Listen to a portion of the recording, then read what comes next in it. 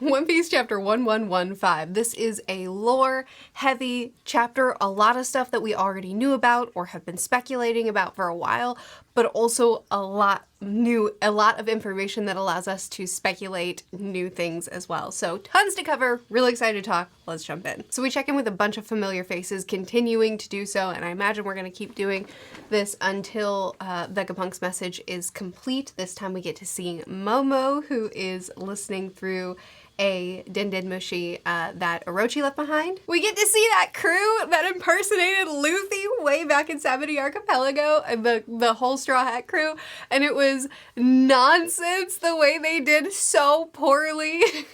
And I never thought I would see them again, but now they've taken up the persona of Kid, and now my headcanon is just that this is just what they do. When a famous pirate goes off the map, they're just like, and this is who we are now. And like all this time that they've been off page, each time someone like, I don't know, Kaido and Big Mom get wiped out, but they have a big name, they're like, I'm Kaido. I'm Big Mom. Obviously, that's who I am today. Until that doesn't work out for them, and then someone else disappears, and they're like, and that's my new persona, and they just keep switching. That's my new headcanon. We see Zunesha, Carrot, Foxy, Nojiko, Crueha, Miss Golden Week. Yes, I had to look up a lot of these names. Vivi, Shushing, Morgans, which I love that. And probably some that I've forgotten as I've scrolled through. But it's great to continue to see more faces. Like I said, I think we're gonna keep seeing more as the chapters continue on, and I am enjoying it thoroughly. Now let's get into the meat of the chapter. Okay, so Vegapunk's message continues, saying that he's only read a handful of the poneglyphs, but what he has learned about has been of this vast and terrible war between Joy Boy and his enemy, the world government. Or, more accurately, a provisional army put together by 20 kingdoms known as the Alliance. So this we already knew. What's interesting is Oda emphasizing people's reactions as he says this, and not just the reactions of people that we recognize and it's just enjoyable for us to see, but it's people who don't matter to us as well. Like in the last chapter, it was the Celestial Dragons, and in this chapter, we're looking at government soldiers who are, what this one lug is pointing at himself saying, that's us. We're the world government. We're the baddies. And it is interesting that now 2 chapters in a row, as Vegapunk is beginning to talk about the Void Century, history being released, information being taken away, a massive, terrible war between Joy Boy and the world government. As he's giving out this information, we have people in the ranks of the enemy. I don't know why I put quotes around them. I think the Celestial Dragons are. Anyway, in the ranks of the enemy who are stopping and considering. Last chapter, it was one of the Celestial Dragons that stopped and said, wait, what do you mean? While the rest of them were rioting and saying, I want his head, she was pausing and considering. Maybe I'm reading too much into it, but it seems to be happening again this week with this particular soldier who's stopping and reflecting and saying, wait, we were a part of this? Now the guy next to him is like, well, yeah, he was a pirate. That checks out. We tend to be against pirates. But I just think that maybe there's something there. Especially because a theme in this arc has certainly been people choosing their sides. It's something we've discussed a ton, but it's people considering their morality, considering their allegiance, and deciding, who do I stand behind? Am I a cog in the machine? Do I stand by my friends? Do I continue to be caught up in the system? Do I defect from where I was? We saw this with the admirals. We talked about it ad nauseum. But also Oda has been highlighting throughout the entire duration of this series a group of people that may stand for something, but really it's down to the individual. Kobe is a great example of that. You know, Luffy is against the world government, but Kobe is his friend. We have the different types of justice that the admirals stand behind as they serve the world government, and how that sometimes conflicts. We have Celestial Dragons who are, as a whole, shown to be a group of people that are making themselves like gods, that are enslaving, that are dominating, that are dictating, being dictators, that are generally harming the people. And then we have Celestial Dragons that are standing up and fighting for the people. I could go on, but you get it. The point is that the series isn't pirates good guys, world government bad guys, but it gets to be a lot more nuanced than that, where we have groups of people that may look like something on the surface, but when we get down to it, it's the individuals that really matter. And I think Oda will continue to follow that theme and will continue to highlight people in different people groups all over the world that are going to stand out among kind of the masses and choose their sides and choose their alliances. I think we'll see a lot of crumbling of systems is what I'm trying to say, and it'll start with the one, and it'll start with people choosing what they're going to believe and where they're going to stand. And we've already started to see that. In the background, we're also seeing Luffy and the giants running away from the boar elder now. Last chapter, Luffy tried to hit him, it hurt him, and now they're running because that's all they can do. And I think Oda is doing a good job in the chaos of this arc, this is a chaotic arc. There's so much going on and so much to keep track of that all of these little chess pieces it's a lot to keep up with. And I think he's doing a good job of, while we're focused very heavily on war and on what the world is doing, still showing that these elders are a force to be reckoned with, that these elders are actually really, like, we don't know how we're gonna defeat them. If Luffy and these two giants, Dory and Brocky, can't take care of one elder, that says something. And on top of all of that, Vegapunk is restating, I'm not gonna say who's right and who's wrong here, because I don't even know who started this war. One, this is good because really the world has to decide, and just being told by Vegapunk, here's the goodies, here's the baddies, would be less interesting narratively. But also, I think that it's interesting that now that Vegapunk knows more details about the war, he still is saying, I need to know who instigated this because this is complicated, which has me that much more excited to learn about the Void Century and about this huge epic war, because it's complicated. And that's what Oda does. That's how Oda depicts things. I refer you back to Fishman Island and recontextualizing Arlong and all the history there, and how that became very nuanced and complicated. And I expect him to do the same here, and I'm really excited about it. Okay, so Oda says that the weapons that were used in this war, the ancient weapons, are impossible or appear impossible to recreate with the latest modern science. He tried, he failed. So that has me interested, because I think a lot of us have been talking about the fact that it's very likely that what Imu is using to destroy Lulesha is possibly Pluton. I mean, Uranus. Pluton is under Wano, Uranus.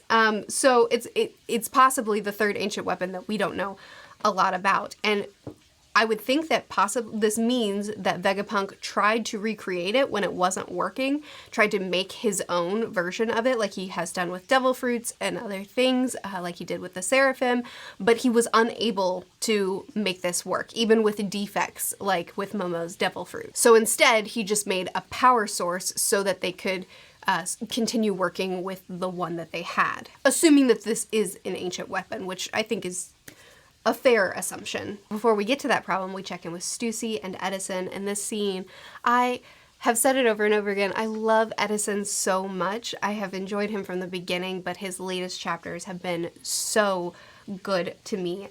Seeing him sacrifice for them, seeing him injure himself so that the Straw Hats can be free, thinking through things, estimating how much damage he's going to take and taking that risk anyway for their sakes. And now here he is, badly injured, talking to Stussy, two people who are so loyal to the Stella. Edison telling her to lower the barrier for safety.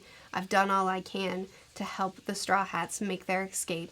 They can take it from here. And then Stussy reflecting on the fact that she doesn't really feel like she has anything to live for now. I don't know what to do without Stella around anymore. Who do I live for? Obviously, they were extremely close. Obviously, this bond and allegiance they had was more than just an agreement of allegiance, an agreement of alliance of morals. And it was obviously a very close personal friendship, or nakama of sorts. And so to now complete her mission, to do as much as she could for his goals here at the end, and now to lose him, she's sort of left with, so what now? And I just really love this little scene that's tucked in with all of the lore drops. And on the other side of that, we're seeing the destruction that's happening, specifically with the skeletal horse Ethan, Oh my goodness, easily the coolest design and the one that is doing the most damage and proving to be the most exciting elder to watch, at least I think so. How strong of a swordsman he is going after Bonnie. She barely misses to cut through the ship and then to cut through, did he cut through Egghead? Again, Oda's doing such an incredible job of illustrating the strength of the elders in the midst of all of this lore. He's not just bringing them in as like these immortal creatures, punch them as many times as you want, they'll get back up, but they're actually showing power and that they can do such extreme destruction. And that Luffy can't touch them. He is unable to just punch them down. Anyway, back to Vegapunk's message. The Void Century came to a close with the defeat of Joy Boy, leaving vast permanent scars of the war across the face of the world. The world is made up of a series of islands. Sailing between them is difficult, and many people never experience anything but their own culture and home. But this shared understanding of the world does not necessarily apply to the world of 1,000 years ago, because a cataclysm occurred during the Void Century, causing the world to sink once before. We are currently living in the pieces of a continent that existed long ago. And this is the art piece that my artist, Tessine, decided to draw this week, showing the sunken lands, as well as highlighting the reason behind their sunken lands, Imu, who's sitting at the highest point, highlighting the author of the destruction in the midst of the showcase of that destruction. Beautifully done, as always. Not an easy chapter to pick an art piece for because it's so lore dense, but I think that she did an amazing job. And as always, she's linked in the description of this video. I was thinking about these ruins, and we talked about this, I'm pretty sure we talked about this in the video where I was trying to pull together all the references that the world was sinking or that the world has been flooded before. I'm pretty sure we talked about the fact that Jinbei's cover story showed ruins underwater. So seeing these ruins here is unsurprising because we've seen them before, or at least we've seen pieces of them before. But also I was reflecting on if this ancient city truly is huge, if it's a massive ancient city, then it is interesting that Jinbei, when he was traveling and noticing some of these ruins, that he might not have put together certain things.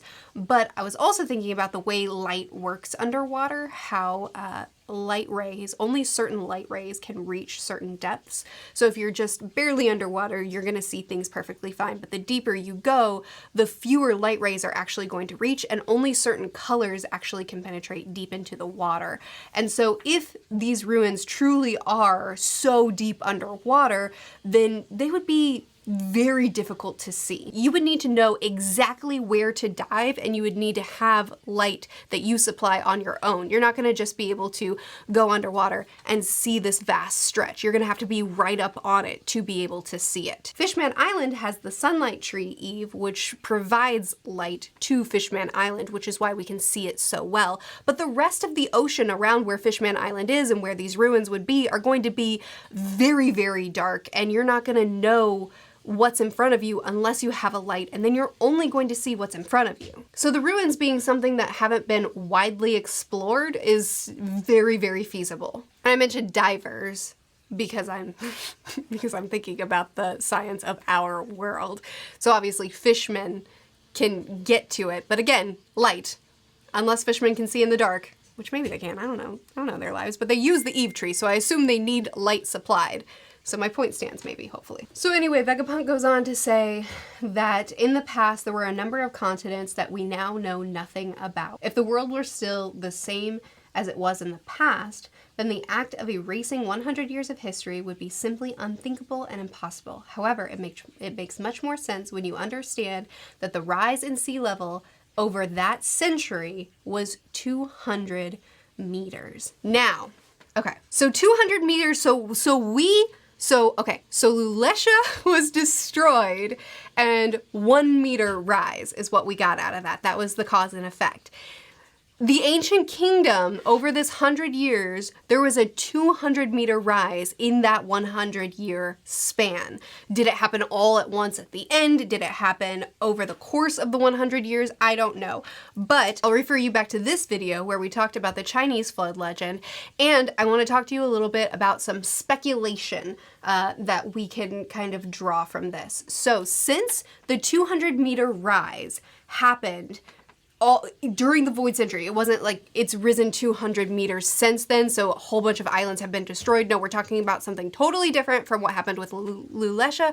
We're talking about 200 meters rising during the Void Century, which makes sense as far as the continental structure completely changing because it's all been covered that much. First of all, I want to talk about Zunesha, who is supposedly walking on the ocean floor with these big long legs, and it seems like, even though Oda drew, I remember in SBS where Oda drew Zunesha from waist down with clear water, and Zunesha was walking on the ocean floor. I haven't actually re-looked up that image, but I'm almost positive I'm remembering it that way. But, you know, Oda can, he's kind of wibbly-wobbly with the details sometimes. It doesn't really seem like Zunesha could actually reach the ocean floor with his legs, unless Oda's just, you know, not paying attention to spectrum, to size, which definitely he does that sometimes. So no big deal. But it's possible that Zunesha, who is cursed, it doesn't make sense, or I've always been waiting for more information on Zunesha being cursed to walk nonstop. That's his curse. Let me actually real quick Google that curse. Zunesha's curse. Sorry, I just read the chapter and then sat down, so we're talking together. He was sentenced to walk the seas for eternity and only act upon being ordered to do so. Thank you, One Piece Wiki. So, okay, we know that Zunesha and Joy Boy had a relationship. We've already speculated, by we I mean the whole wide internet has speculated that Zunesha and Joy Boy worked together as a team. They were Nakama, and his crime was the uprise against the world government alongside Joy Boy. Cool. So, him being cursed to walk, I've been waiting for more information on that because that just seems like there has to be more details here. What if he's cursed to walk on the ancient kingdom? Kind of similar to how the Fishman Island were forced to step on the face of their queen. Maybe once the ancient kingdom was flooded or sunken, is now covered with water, Zunesha is just stomping on the grounds of the kingdom that he once served and once tried to free or tried to defend, and that's how the scale makes sense. Again, Oda could just be like not really caring about scale, or maybe it's me. Maybe I'm the problem. Maybe I don't understand scale. But I think that would be cool. Another thing, let's talk about the ancient weapons. So we have Poseidon. Poseidon is the god of the seas. Shirahoshi is the person who is Poseidon, and this has been passed down generationally to her, and she is able to control the sea beasts. So that works for Poseidon, controller of the sea, god of the sea, controls the sea. Poseidon controls the sea beast.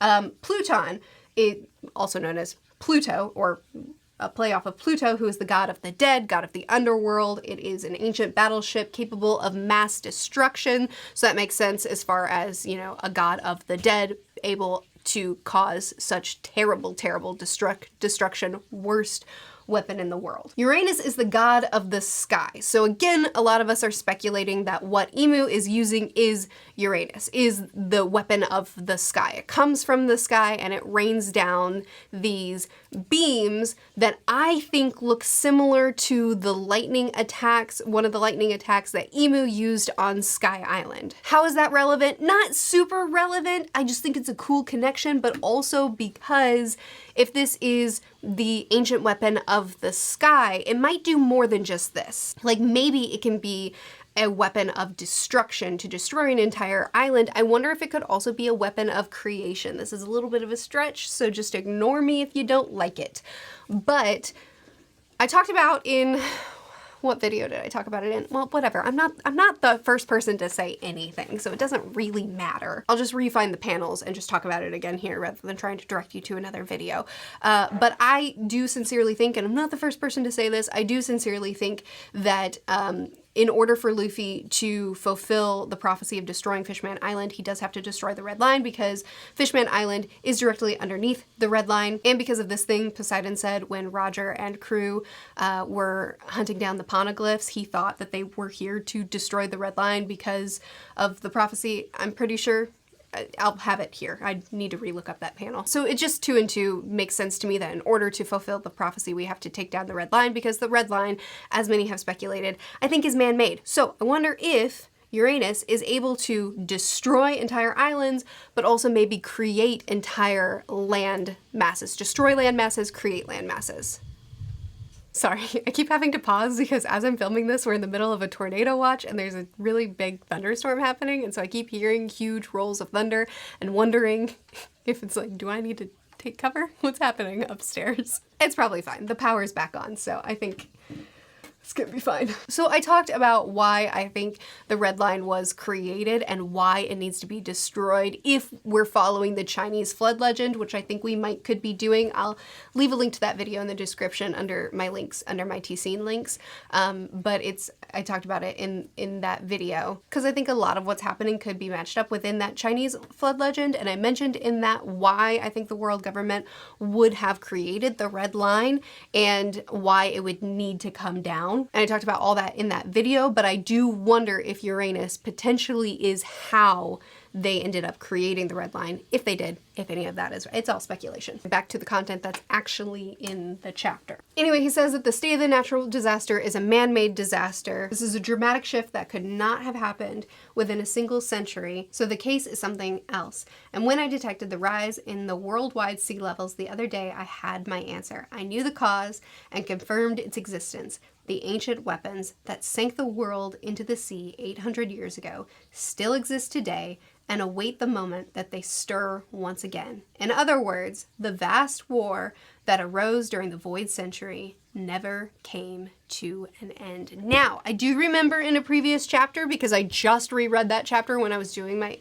Ancient Flood Legend video, that the 5 elders, when we started, right before they destroyed Lulesha, said, if this weapon works, if this thing is going to do what we think it's going to do, we're going to test it out in Lulesha, and if it confirms to be what we want it to be, then we could finally end this war. So here Vegapunk is confirming, I think, that yes, that was an ancient weapon, and it was successful, and the war has never ended. We're still in the middle of it. Oh, I spilled water on me. Oh man. Anyway, it's time for Luffy to team up with Shirahoshi, get to the Noah, use Pluton, Shirahoshi, to control the Sea Beast, to take him to Pluton, the battleship that will destroy the Red Line, that will then lower the sea levels once again, unveil the ancient kingdom, and destroy Fishman Island as we know it, but also unify the races so that they can live together after he takes down the 5 elders and the celestial dragons and the forces that are oppressing and in this war. Obviously Oda has better plans than what I can come up with in my head, but it sure is fun to try to grab the pieces and see how they fit together before he kindly takes them out of my hands and says, no, this is the puzzle over here. And it'll be better than anything that I can think of, but I am sure having fun watching it unravel. But what do you think? I did a lot of speculating in this video. I hope you don't mind. I'm curious to hear your speculations, and I'm so excited that we're not on break week and we get more, because I cannot wait to learn as much about the Void Century as Oda will allow me at this point in this story. Let me know what you think. I'm excited to hear. I'll see you again soon. Bye.